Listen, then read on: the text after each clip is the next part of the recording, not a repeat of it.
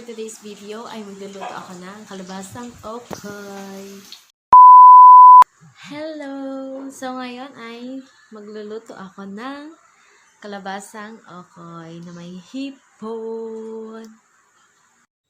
Una ay magagadgad muna tayo ng kalabasa. Medyo matagal to kasi ang hirap maggadgad sa gamit namin na gadgaran. Medyo maliit. Pero maganda yung pagkakagadgad kasi hindi siya malalaki. Yan.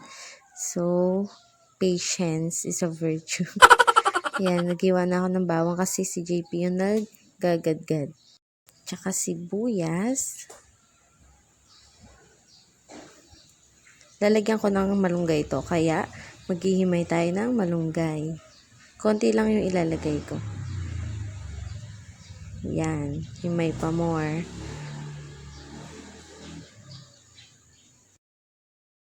Ayan na yung malunggay natin. Ngayon naman ay 2 itlog. Nalalagyan natin ng 1 cup cold water. Tapos, 3 kutsarang patis. Binawasan ko ng konti kasi ayaw namin ng masyadong maalat. Tapos, bechin at pamintang durog. Yan. Ito na yung kalabasa natin na nagadgad. Pagsasama-samahin na natin. 1 cup flour, 1 cup cornstarch. Lagay na natin yung ginagad na kalabasa. Yan. Simutin natin mabuti kasi mahirap magadgad.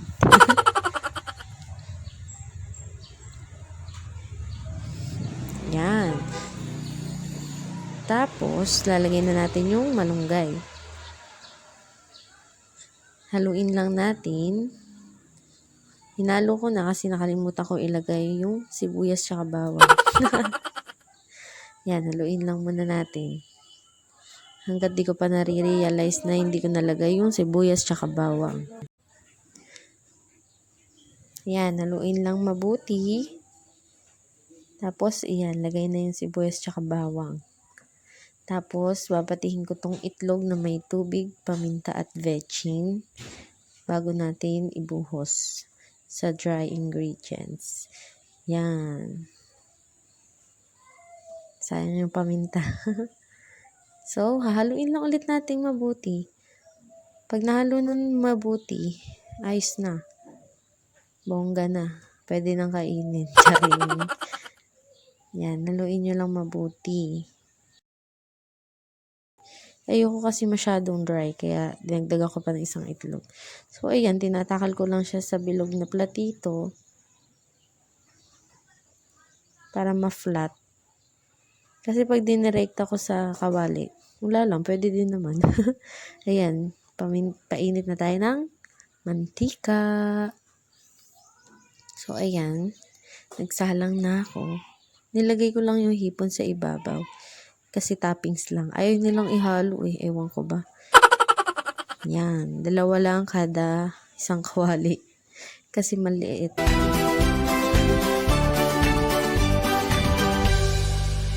Ang apoy natin ay medium heat lang. Yan. Malapit na maluto.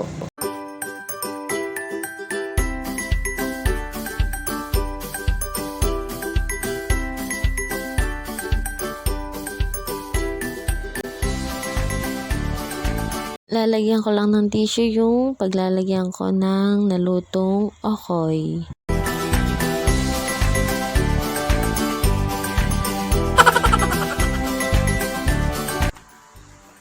Di ang bako. Laki ng tiyan. Di ang bako. Nami mo. Ayan, nakaluto na tayo ng isa. Titikman muna natin kung ano ang lasa.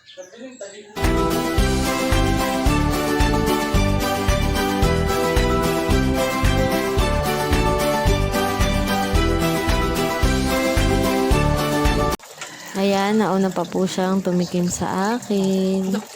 Kakahiya naman. It's the motherfucking Eagle Double G.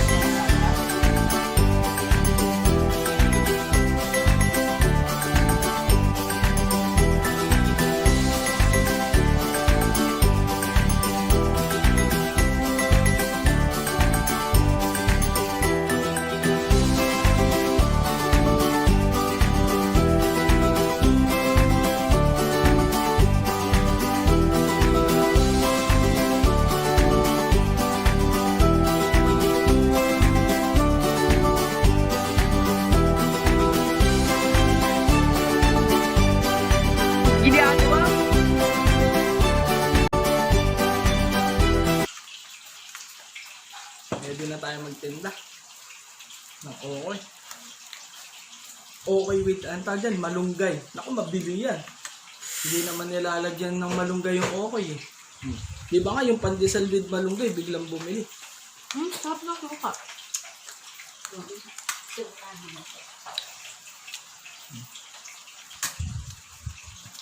Healthy ka mo, malunggay. Sarap. Kaya lang nakatikim ng okay na may malunggay. Masarap.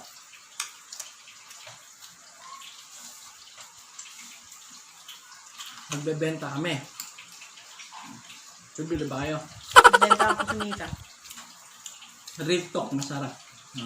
Iris, padala mo to kay Rolex.